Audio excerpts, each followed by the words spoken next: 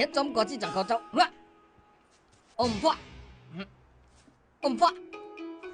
ก ระถานได้เป็นกระถาปืนขามันตีเลยเกาเฮียนครึ่งปีตัวได้รอมาก่อนทีตีมันหยาบโทนเอาวะเมื่อขัดจะพึกกว่ากำยินลานนะปับแกมมือพึกแก้งกำปลายเสือตอนด่าคุณผี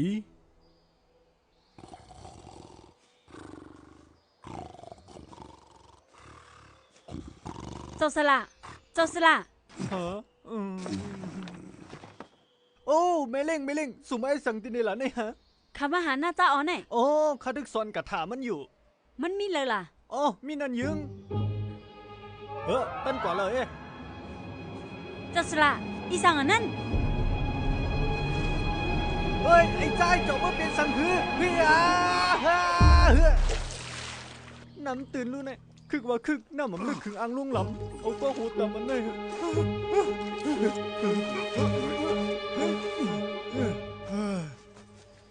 นะจ๊ะเป็นลองสังหลันนี่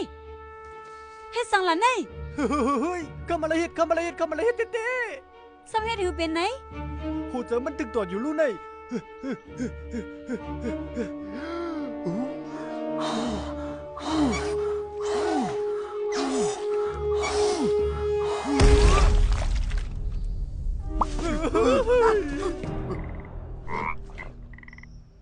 หยาบเย้ามันมีกว้างอันนี้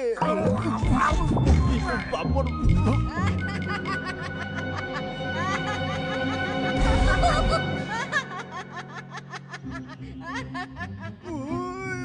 ไอ้ล้วนอันเจ้าว่าเป็นมากเว้ยไม่สั่นเลยห่างเลยจื้อละเนอะพึกกว่าได้ก่อนเดี๋ยวหมอหังก้อยมันกุ้ยฟลาเปลี่ยนจะวันเหลียวก็เปลี่ยนเลยอ่ะหนีอาเจ๊ป้อนนั่นละบันโลไลอินสอนละฮะป้อสอนกระถาต่างอันปันขาคาเตลัดเนี่ยล่ะเฮ็ดเสื้อหน่อยอ่ะเมื่อเปลี่ยนชาแฟก็ได้สอนมาโลไลกูกันชาแฟเจ้าเมียสามป้ามาเทียงโฮตีลูกเปลี่ยนไฟสายแฮองฟ้าแหมจังไหนเป็นห้องปล่อยไฟปล่อยตัวท่านไหนเจ้าวันละก้ามปีนก็กระถามันจะล้านอ่ะก็กามียาเกก็วันนทอโกละทอน่ะไอ้ใจมือก็โจทอมาถือมาโจปังเอากวนลูไล่เพียวกว่าโอ้มีพวกแกเขียนน้ำยารู้เลยเฮ้ยอันยาวๆเหมือนกันอยู่ในอย่างนี้อันนั้นเป็นเจ้าเอากวนว้าวอันเลื่อมมันในลูกอันนั้นมันเป็นหอกไฟ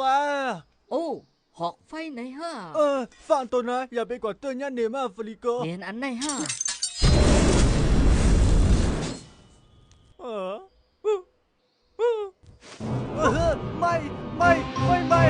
ไม่หูฟังใต้อ่อนเก่าอ่ะไม่น่าจะมาเฮ็ดลองซุกอยู่สังแค่เดียวหล่ะนี่ไอ้ยาเจ้าสระลงเป็นเจ้าหือพอง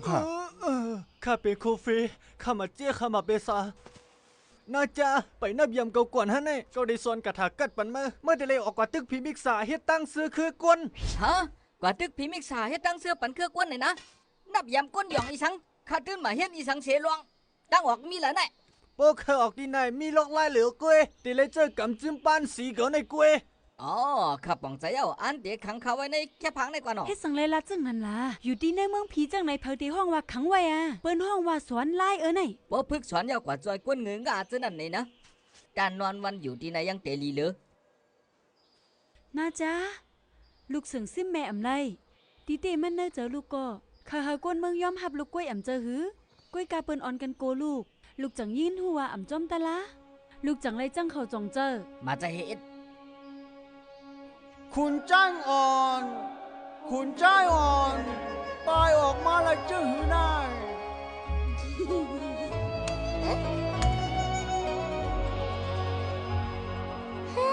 มาต่อตั้งเรียนกันอันนั้นน่าจะเปิ้นขังไว้อยู่ไม่ออกมาเลยจื้อหือละนั่นเรียกไปเลย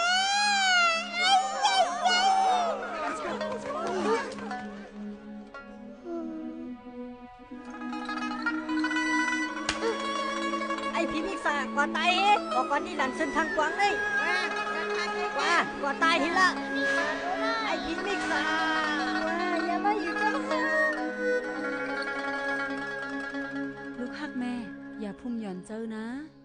อพึกหมอเย้าลูกเตเลยกว่าตึกผีมิกษาจอมห้าอูสูจอยแถมก้น เฮ้ยเที่ยวผีมิกษาตาจ้อยเจอเขาเนี่ยนะนอนฝันเอาละเขาเฮ็ดเหมือนข้าเป็นผีมิกษากบในข้าได้เป็นผีมิกษาเด็กเขา น่าจ๊ะอย่าว่านั้นเฮ้ย ตัวเหมือนเมื่อในที่ไรลาดลองเต้มันเย้าจ่องลูกฮู้ว่าเฮ็ดสังไรเปิ้นอ่อนกันโกลูกก็เปิดโตเต้ลูกในเป็น ก็เปิดลูกเป็น เสียงไข่มุกเมืองผีมาเกิดเนี่ยฮะ อ๋อเจ้าเจ้าเสียงไข่มุกเมืองผีมาเกิด ลูกเกิดมาป้าตั้งแก่แขนเขาจังไรหันลูกเป็นโปรแปลกเบิ้ง แมวขา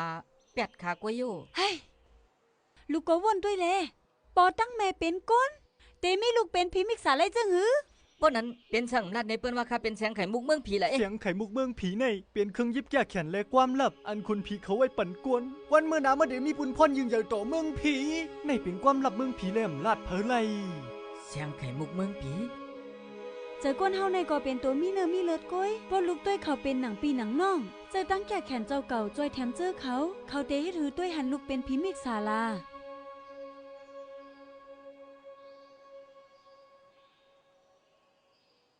สืบมาแทง2 ปี